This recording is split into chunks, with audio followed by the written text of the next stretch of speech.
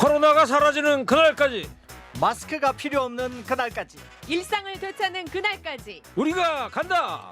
코로나 버스터.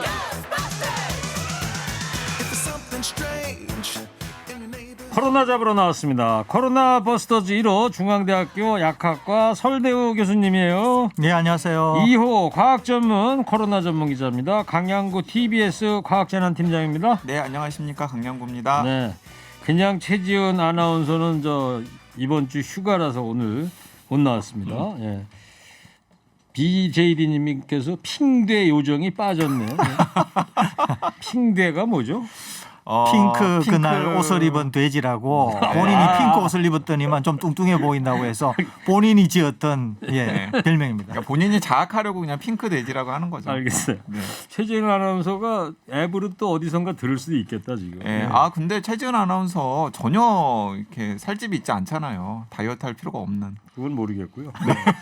자, 청취자 여러분, 두 분 이야기 들으시다가 궁금한 점 있으신 분들 TBS 앱이나 50원 유료 문자 샵 0951로 보내주십시오. 자, 이 코로나가 어제 2223명, 오늘 조금 줄긴 했습니다만 2000명대입니다. 1987명이에요. 위중한 거죠, 지금 상황이? 예, 위중합니다. 우선 하나는 말씀하신 대로 어제가 2223명 나왔는데요. 해외 유입이 78명이니까 좀 많습니다. 오늘은 해외 유입이 40명이니까 더 적죠. 그러는데 오늘은 확진자가 1987명이니까 해외 유입까지 다 하면은 오늘은 200명 정도밖에 줄지가 않았습니다. 그러니까 굉장히 많이 나왔는데 더 떨어뜨려야 되는데 더 떨어지지가 않는다는 거죠. 거기에다가 이제 휴가에서 막 돌아오시니까 더 늘어날 가능성마저 있다는 겁니다. 좀 좋은 지표도 사실 있기는 합니다. 그중에 하나가 위중증자가 오늘은 15명이나 많이 줄기는 했습니다. 그건 좀 다행이죠. 또 하나는 치명률이 계속 1%대를 넘다가 그제 비로소 1.0%를 찍었고요. 어제 0.99, 오늘 0.98. 원래 치명률은 이렇게 계속 줄어들거든요. 그러니까 델타 변이가 나왔다고 해서 굉장히 일부 전문가들이나 많은 분들이 두려워하고 무서워하고 공포 분위기 조성하고 호들갑 들고 이러는데 말씀드린 것처럼 어제 0.99, 오늘 0.98, 앞으로 조금 지내면은 0.9도 깰 가능성이 많습니다. 그러면서 지속적으로 낮아질 거기 때문에 델타 변이든 뭐든 이게 중요한 것이 아니라 무조건 백신 접종, 그다음에 마스크 착용, 이거 중요하다는 말씀드립니다. 이 치명률이 낮아지는 거는 상당히 반가운 거고 긍정적으로 보여지긴 하는데 이 치명률이라는 거는 어떻게 계산돼서 나오는 거예요? 이거는 이렇게 계산이 됩니다. 확진자 수를, 그러니까 사망자를 지금까지 있었던 확진자로 나눈 겁니다. 거기에다가 곱하기 100 하면 나오는 것이거든요. 어렵다.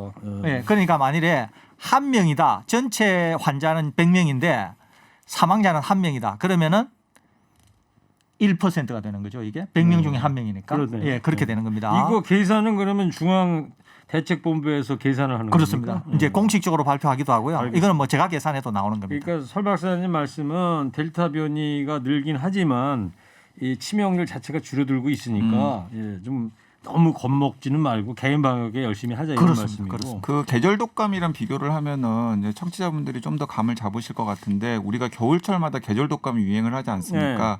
근데 이제 계절 독감 유행이 심할 때 치명률이 보통 0.1% 정도라고 합니다. 그러니까 독감의 경우에? 네, 독감의 경우에 1000명 중에 한 명. 근데 지금 0.98%잖아요. 네. 그러니까 계절 독감보다 여전히 10배 정도 치명률이 높은 게 코로나19라고 판단하시면 되죠. 가만히 있어봐. 지금 가을 되면요. 저도 해마다 그 독감 예방주사 맞았는데 올해도 맞아야 되잖아요. 네, 올해도 맞으셔야 올해도 됩니다. 9월, 10월 달에 이제 국가적으로 독감 예방접종 할 겁니다. 그래요? 그때 꼭 맞으셔야 됩니다. 독감 예방접종은 직접 돈 내고 하는 거죠? 아니요, 독감 예방접종은 연령이 있죠. 연령이 60세인가 65세인가 네. 이상은 무료 접종이고요. 그러니까 청소년이랑 맞아. 그리고 어르신들 같은 경우에는 국가 예방접종 사업으로 무료로 하고 그리고 성인들 같은 경우에는 자기 돈을 지출하고 하고. 그래요. 네. 뭐 작년에도 돈 내고 맞았으니까 올해도 아직 돈 내고 맞을 나이니까요. 그렇습니다. 예. 설 교수님도 돈 내고 맞으시죠? 저 돈 내고 맞는 나이입니다. 되게 좋아하시네. 예. 예. 근데 유행 정점이 아직 오지 않았다. 한 달 전에 말이에요. 정은경 질병관리청장이 이렇게 전망을 했어요. 8월 중순까지 2,300명까지 확진자가 나올 거다. 네. 근데 그러면서 8월 중순 이후부터 줄어들 것이다라고 예상을 한 게 한 달 전이었는데 지금 저는 그때 그 얘기를 들었을 때 믿질 못했는데 2,000명이 넘었지 않습니까? 근데 정경 청장의 예언대로라면 중순이면 이제 이번 주말 정도인데 그때까지 2,300 갔다가 이제 떨어져야 되는데 어떤 전문가는 더 환자가 늘어날 것이다. 어떤 전문가들은 좀 줄어들 거다 그러는데 두 분은 어떻게들 전망하세요? 이제 그 사실 그 방금 설명하신 정은경 청장의 그 말씀에 이제 빈 구석이 있는데요. 네, 이제 7월 7일 날 처음으로 하루 확진 환자가 1,000명이 나왔었거든요. 그랬죠. 이제 한 달 하고도 한 지금 5일 정도가 지난 상황이잖아요. 근데 그때 정은경 청장이 이제 무엇이라고 예고를 했었냐면 지금 거리두기를 격상하는 것과 같은 조치를 취하지 않으면 아무것도 하지 않았을 때 8월 중순이 되면 2,300명까지도 나올 수 있을 것이다라고 이야기를 한 거예요. 아무것도 안 했을 경우에. 네, 그런데 우리가 4단계 들어갔었잖아요. 네, 그런데 어쨌든 간에 아이쿠 그럼 안 되지 하면서 7월 7일 1,000명이 나온 그 다음 주부터 거리두기 4단계 플러스 알파 조치를 한 지 벌써 5주가 지났잖아요.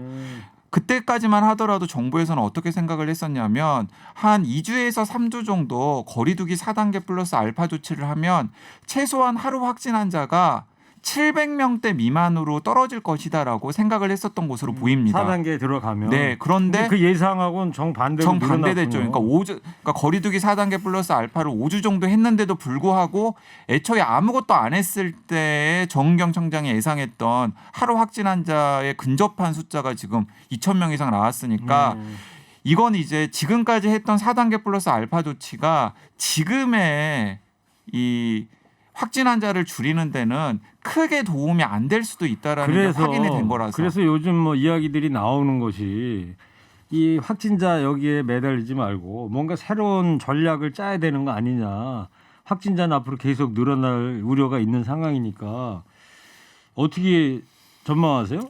저는 좀 반대합니다. 오늘 여론조사 결과도 반대하고 있는데요. 그러니까 이제 소위 말하면 이겁니다. 그러니까 위드 코로나 내지 출구 전략을 얘기하는 거거든요. 예. 그러니까 지금과 같은 방역으로 해서는 확진자를 줄이기가 어려우니까 차라리 지금 상황을 용인을 하고 영국이 그러는 거 아닙니까? 그렇습니다. 지금? 용인을 하고 무언가 위중증으로 가는 것을 막으면서 의료 체계의 붕괴도 막으면서 뭐 이제 대책을 세우고자 그렇게 보자는 되면 거거든요. 일단 자영업 하시는 분들이 숨을 좀 놓으실 것 같아요. 그렇습니다. 그러는데 이제 우리나라는 이게 안 됩니다. 왜 안 되느냐면 영국은 백신 접종이 많이 일어났어요. 몇 퍼센트까지 했어요? 백신 접종이 영국은 지금 70% 넘었나요? 70% 정도 됩니다. 그러니까 전체 인구 예, 대비 전체 인구 대비 한 번 70. 이상 백신 접종하는 분들은 70%, 예. 두 번 이상 백신 접종한 분은 60% 넘었습니다. 영국은 상당히 예, 그러니까 높죠. 백신 접종 1차가 70%, 2차가 이제 한 60% 정도 되니까 많이 됐죠. 거기에다가 백신 접종 전에 잠깐만 또 우리나라는 지금 몇 퍼센트? 우리나라는 지금 1차 접종이요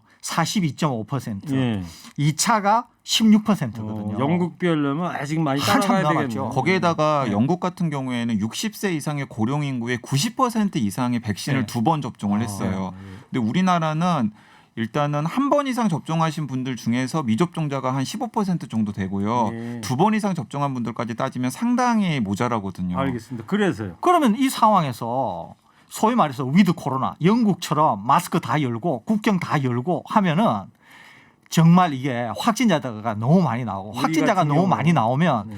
비례적으로 위중증 사망자가 많이 나오게 되는 거거든요. 네. 그러면은 통제가 안 될 겁니다. 그러니까 우리는 우리나라가. 언제쯤 그런 정책을 전략 수정을 해야 된다고 우리나라는 저는 두 개가 있다고 두 구간이 있다고 보는데요. 첫 번째 구간은 이제 그것을 논의하거나 거론할 수 있는 첫 번째 구간이 뭐냐 하면은 지금 40대 이상 접종을 하고 있지 않습니까? 40, 41 이렇게 접종하고 있지 않습니까? 네. 이게 마무리되면은 1차적으로 출구 전략을 얘기할 수 있다고 봐요. 50대. 죄송합니다. 50대부터 50대가 접종이 완료가 되면 2차 구간은 지금 18세부터 40대까지가 백신 접종을 하고 있지 않습니까? 그죠? 이게 1차 접종이라도 마무리가 되면 그때는 본격적인 출구 전략을 저는 할 수 있다고 보는 그러니까 것이거든요. 세분화해서 말씀을 해주시니까 좀 어렵고 보통 정부에서 하는 말이 국민 접종 70%가 되면 예. 그 어떻게 좀 해본다 이런 거 아니에요? 그렇습니다. 그 그러니까 시기가 언제쯤 돼야 될 것 같아요? 저는 원래 우리나라는 11월 달부터라고 원래는 11월 달이 되면은 정부가 정해놓은 70%가 되는 것이거든요.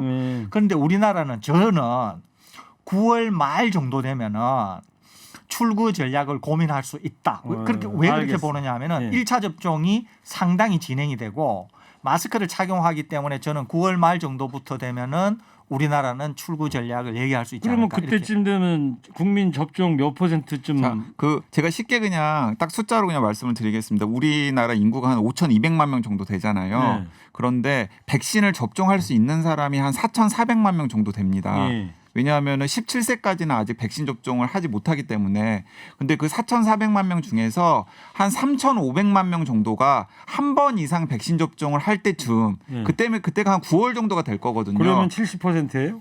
1차 접종이 1차 접종이 70%. 70%. 네. 그때쯤 되면은 본격적으로 이거 위드 코로나와 관련된 출구 전략을 논의를 본격적으로 할 수 있을 것 같고요. 알겠어요. 거기까지 할게요. 네. 위드 코로나라는 게 뭔 뜻이에요? 코로나와 함께라는 위드, 뜻이니까 영어 위드 붙여가지고 그렇죠. 코로나와 위드. 함께라니까 이제는 상당히 안전한 국가가 되어서 그런 정도는 용인한다, 받아들인다 이런 하여튼 의미라고 두 보시면 분 얘기 정리를 한마디로 하면은 9월 말쯤 돼서 국민 접종 70% 됐을 때 위드 코로나와 함께 사는 출구 전략을 새로 짤 때가 되지 않겠느냐? 그렇게 될 것으로 이렇게 생각이 정리하고 됩니다. 예. 오늘 청취자분들께서 백신 관련을 질문을 많이 해주고 계십니다. 네. 아무래도 지금 뭐 모더나가 안 들어오니 많이 그러다 보니까 자 간결하게 질문 드리고 답변도 간결하게 해주세요. 워낙 많이 들어오고 계시니까 4744님이요. 진짜 급한 질문이 있습니다. 저는 1차 접종과 2차 접종 간격이 12주나 되는데 괜찮은 건가요? 이분은 저기다 아스트라제네카 맞으셨나 보다. 괜찮습니다. 제가 그렇거든요. 예, 제가. 아스트라제네카는 원래 12주고요. 요즘에는 화이자나 모더나도 심지어는 12주를 하는 국가가 꽤 있습니다. 네. 그렇기 때문에 어떤 백신이든지 상관없이 12주 정도 된다고 하더라도 효과, 안전성, 그러니까 효과라고 하면 면역이 생기는 걸 얘기하는 거죠. 이런 것들이 그러니까 간격이 멀어지면 이 면역체 항체가 안 생길까 봐 이제 걱정을 하는 거죠. 자, 근데 거기에 대해서는 최근에 나오는 연구들은 1차 접종과 2차 접종의 간격이 길면 길수록 오히려 백신 전체의 효과는 커진다라고 하는 연구 그래요? 결과들이 쌓이고 있습니다. 알겠습니다. 자, 또 7570님. 요즘 모더나 수급 때문에 걱정인데요. 자녀 접종 뜨는 거 보면 자녀 접종 휴대폰 같은데 앱으로 뜨는 거 보면 화이자는 바로바로 사라지는데 아스트라는 몇 개씩 남아 있곤 해요. 자녀 백신은 어떤 경위로 생기는 건지 또 자녀가 계속 남아 있으면 접종 완료자가 부스터로 신청하면 안 됩니까? 얀센 맞은 사람은 어떤 백신으로 교체하는 게 안전한지도 알고 싶습니다. 세 가지 질문하셨어요? 네, 일단은 병원에서 백신을 예약하신 분들이 찾아오지 않았을 때 자녀 백신이 생기는 것이고요. 그 자녀 백신을 종류별로 병원에서 등록을 하면은 자녀 백신 알람이 뜨는데 병원에서 이렇게 인터넷에 입력을 네, 시킵니까, 입력을 그러면? 합니다. 그런데 아스트라제네카 백신이 많이 남는 이유는 정부가 아스트라제네카 백신은 만 50세 이상만 접종할 수 있도록 못 박아 놓았기 때문에 실제로 자녀 백신 앱을 보고서 병원에 가서 백신을 접종하는 분들은 아무래도 49세 미만이 많을 확률이 크잖아요. 그렇죠. 근데 이제 그런 분들은 아스트라제네카 백신을 접종하지 못하기 때문에 아스트라제네카 백신이 많이 남는 거고요. 예. 이제 얀센 백신을 접종했잖아요. 얀센 백신은 공식적으로는 접종 완료자예요. 그렇기 그치, 때문에 한 번만 맞으면 되니까. 네, 임의로 추가로 백신을 예약해서 접종을 할 수가 없습니다. 예약 자체가 되지 않습니다. 부스터샷은 아직 안 된다. 네, 그런데 나중에 부스터샷을 하게 되면 화이자나 모더나 부스터샷을 맞게 되면은 효과가 훨씬 더 좋을 것으로 예상이 됩니다. 아직까지 우리나라에서는 세 번째 맞는 부스터샷은 용인이 안 된다. 네, 그렇습니다. 그러니까 얀센에 대해서 부스터샷인 두 번째나 다른 백신의 세 번째는 아직까지 우리나라에서 허용도 안 되고 논의도 된 바가 알겠어요. 없습니다. 예. 7347님 50대입니다. 처음 문자 보내는데요. 6월 달에 아스트라제네카 자녀 백신 맞았어요. 2차는 화이자나 모더나로 맞을 수 없나요? 50대 이상은 2차도 무조건 아스트라제네카 백신으로 접종하도록 되어 있습니다. 그러니까 이분은 아스트라제네카 백신으로 예약이 되어가지고 접종이 될 가능성이 큽니다. 이 7347 청취자분 같은 경우에는 이미 이제 2차도 더 아스트라제네카로 떴을 텐데 저 같은 경우가 그랬거든요. 네, 맞습니다. 네, 네, 그렇게 6월 다 11일 알람이 날 될 것입니다. 네. AZ 뜨고 이번 달 27일 날 2차 아스트라제네카 문자 왔었거든요. 그렇게 이해를 해 주시면 될 것 같아요. 아스트라제네카로 또 맞으셔야 된답니다. 4664님. 1차로 아스트라제네카 맞고요. 오늘 2차로 파이자를 맞았는데 부작용과 좋은 점은 무엇인가요? 부작용은 사람마다 다를 수 있습니다. 크게 없을 수가 있어요. 그러니까 이제 부작용이라고 하면 중증 부작용 아니면 뭐 가벼운 부작용이 있을 수 있는데요. 중증 부작용은 생기는 경우가 워낙 낮기 때문에 크게 걱정 안 하셔도 되고 가벼운 부작용도 통상적인 그런 열 나거나 뭐 좀 뻐근하거나 근육통이 있거나 그런 정도지만 크게 문제될 것은 없습니다. 그리고 지금과 같은 경우는 이제 교차 접종이라고 볼 수 있는데요. 일반적으로 처음에 아스트라제네카 백신을 맞으셨을 때 크게 부작용이 없었다고 하면 두 번째 화이자 백신을 맞을 때도 크게 부작용은 일반적으로 없습니다. 네. 그렇기 때문에 크게 걱정 안 하셔도 되고요. 오히려 이렇게 교차 접종을 하게 되면 아스트라 또는 화이자를 맞은 것보다 훨씬 효과가 좋습니다. 그러니까 상당히 백신을 잘 접종하셨다. 이렇게 이해하실 수 있겠습니다. 알겠습니다. 자, 지금 소개해드릴 문자는 설대 교수님한테 약간 불리한 문자인데 예전에 델타 변이가 우세종이 되기 힘들다고 하셨는데 해명을 부탁합니다. 이렇게 문자가 왔어요. 제가 이제 방송에서 예. 예상을 잘 못해가지고 틀려서 방송에서 제가 사과 말씀을 드린 적이 있습니다. 제가 이제 왜 그렇게 추론을 했냐면은 우선 하나는 우리나라 방역 상황이 다른 나라보다 워낙 좋기 때문에 방역 상황으로 통제가 되리라고 생각했습니다. 예. 그러니까 델타 변이가 우리나라에서 이렇게 유행이 되리라고 생각을 못했습니다. 그러니까 2,000명 나오고 막 이럴 줄을 생각을 못한 거죠. 네. 그러니까 우리나라가 계속 500명 정도를 유지했었으면은 지금 델타 변이가 우세종이 됐을 수가 없습니다. 그런데 아시다시피 예상을 깨고 이게 뭐 너무 많아진 거예요. 이게. 그렇죠. 그래서 제 예상이 틀렸습니다. 그때 죄송합니다. 그 말씀하실 때 사실 500명대였었죠. 네. 그때만 해도 왜 7월 되면은 정부 당국에서도 야외에 나가면 1차 예방 접종한 저 같은 경우에 마스크에 대한 마스크를 벗을 수 있고 벗고도 다니고 그랬었거든요. 그때 우리가 사실 느슨해졌던 것 같아요. 예. 예, 알겠습니다. 자, 설대 교수님 해명도 잘 들으셨는지 모르겠고요. 자, 여기까지 오늘 하고요. 자, 청취자 여러분들을 위한 코로나 힐링 콘서트 하겠습니다. 자, 오늘은 아름다운 가야금 선율을 들을 겁니다. 가야랑 그리고 고수 김영진 씨와 돌아오겠습니다. 조금 이따 시작하겠습니다.